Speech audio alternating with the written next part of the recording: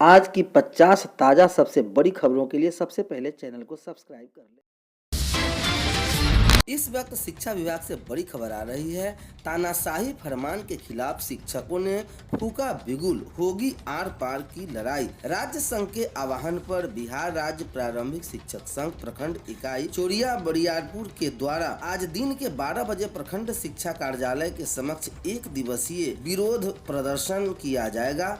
उक्त बाबत प्रखंड अध्यक्ष हरि मोहन कुमार ने बताया कि यह निकम्मी सरकार लगातार हम शिक्षकों की हकमारी के लिए रोज नए नए हथकंडे अपना रही है। एक बार फिर से मुंहतोड़ जवाब देने का वक्त आ गया है। तानाशाही और गलत फरमान निकालकर बार बार शिक्षकों को किसी न किसी बहाने सामाजिक, आर्थिक व मानसिक शोषण करना इन्होंने अपना पपौती समझ लिया है। ऐसे स्थिति में शिक्षक किसी भी कीमत पर इसे बर्दाश्त नहीं करेंगे। NIOS से प्रशिक्षित प्राप्त कर चुके शिक्षकों की हकमारी का अविलंब रोक, अप्रशिक्षित शिक्षकों की सेवा निरंतरता एवं विभाग द्वारा इनके प्रशिक्षण का अविलंब प्रबंध, बेसिक ग्रेड के शिक्षकों को कालबद्ध प्रोन्नति, सह स्नातक शिक्षकों के वेतन उन्नयन का लाभ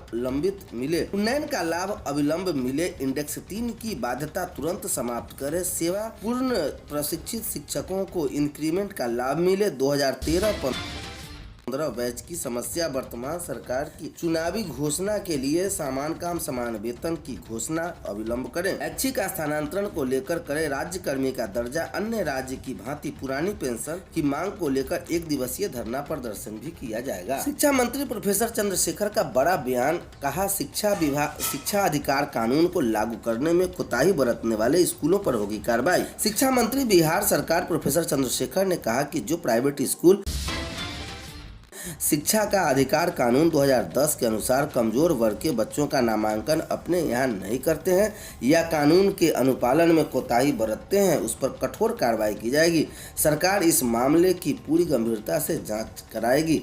वे बिहार विधानसभा में ध्यानाकर्षण का जवाब दे रहे थे। उन्होंने कहा कि बच्चों की मुफ्त एवं अनिवार्य शिक्षा नियम की धारा 12 के तहत मान्यता प्राप्त निजी विद्यालय में कुल सीटों 20% में कमजोर वर्गों के बच्चों का दाखिला लेना अनिवार्य है। उन्होंने राजद के प्रोफेसर रामबली सिंह के ध्यानाकर्षण के जवाब में बताया कि पटना के 290 निजी विद्यालय में 2246 कमजोर वर्ग के बच्चों के नामांकन की सूचना है। पटना में कुल 489 निजी विद्यालय में से सिर्फ 290 में ही अधिनियम का पालन करते हुए कमजोर वर्ग के बच्चों का दाखिला लेना चिंता का विषय है। शेष 209 विद्यालय की सघन जांच कराकर कठोर कार्रवाई की जाएगी। पुरानी पेंशन योजना आम लोगों का बोझ। पुरानी पेंशन योजना OPS को फिर से शुरू करने का कुछ राज्यों का फैसला निश्चित रूप से पीछे जाने वाला कदम होगा। RBI के पूर्व गवर्नर D सुब्बाराव ने यह बात कही। उन्होंने कहा कि OPS से आम लोगों की कीमत पर सरकारी कर्मचारियों को विशेषाधिकार मिलेगा, जबकि आम जनता में ज्यादातर के पास सामाजिक सुरक्षा नहीं है। अगर राज्य सरकार पुरानी पेंशन योजना का वापस लौटाती है तो इसका बोझ राजस्व पर पड़ेगा। इसका अर्थ है कि शिक्षा, स्वास्थ्य और सड़क के लिए कम आवंटन होगा। स्कूलों में छात्रों की फर्जी हाजिरी से किया जा रहा मिड डे मील का घोटाला। पंजी में बच्चों की संख्या और भौतिक उपस्थिति में 10% का अंतर, DPO ने किया आदेश। बेगूसराय से खबर आ रही है, जहां जिले के सरकारी स्कूलों में मिड डे मील योजना शिक्षकों के लिए कामधेनु साबित हो रही है। उपस्थिति पंजी में बच्चों की उपस्थिति फर्जी तरीके से बढ़ाकर दर्ज कर योजना की राशि का घोटाला किया जा रहा है। बताया जाता है कि DEO के निरीक्षण में उपस्थिति पंजी में बच्चों की एक हफ्ते की औसतन उपस्थिति व भौतिक उपस्थिति में 10% का अंतर पाया गया है।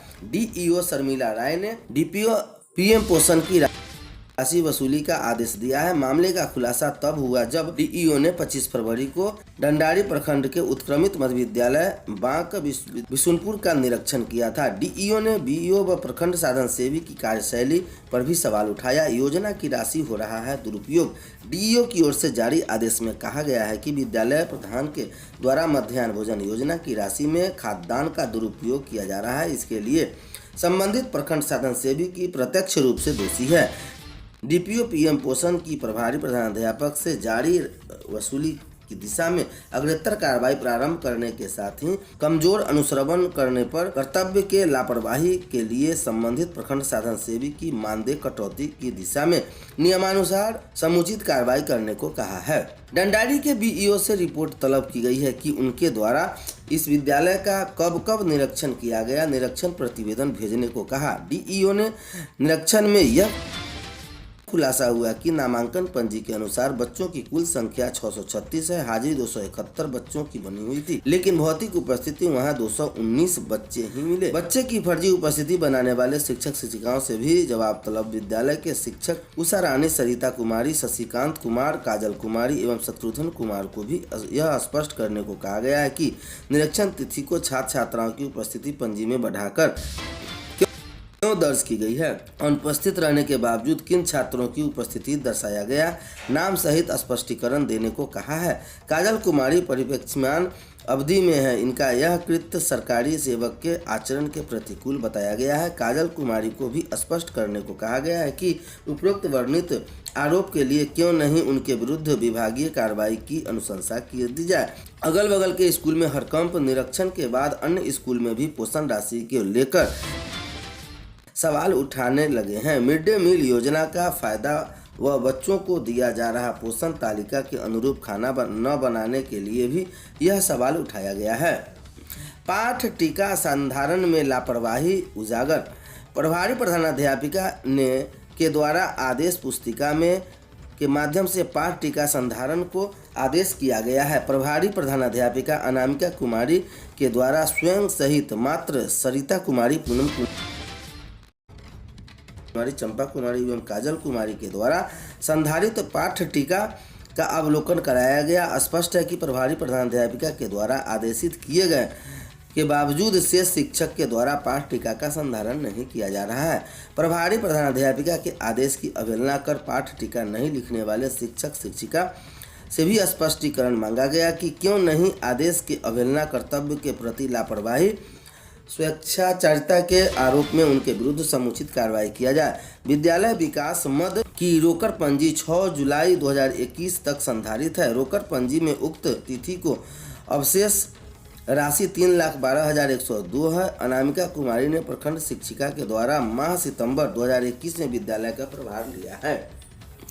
कुल नामांकन के विरुद्ध सिर्फ 34% बच्चे उपस्थित रहे। विद्यालय में नामांकन 636 छात्र छात्राओं के विरुद्ध महज 34% भौतिक उपस्थिति मिली। प्रभारी प्रधानाध्यापिका को साक्ष्य सहित यह स्पष्ट करने को कहा गया है कि उनके द्वारा छात्र छात्राओं को विद्यालय आगमन के लिए उन्मुखी की दिशा में क्या प्रयास किया है, साथ ही अपने कार्यकाल में रोकर पंजी संधारित नहीं करने का कारण भी स्पष्ट करें। प्रभारी प्रधानाध्यापिका से यह भी जवाब तलब किया गया कि क्यों नहीं मध्याह्न भोजन योजना की राशि का खाद्यान्न के दुरुपयोग आरोप में आपके विरुद्ध विभागीय व कानूनी कार्रवाई की जाए।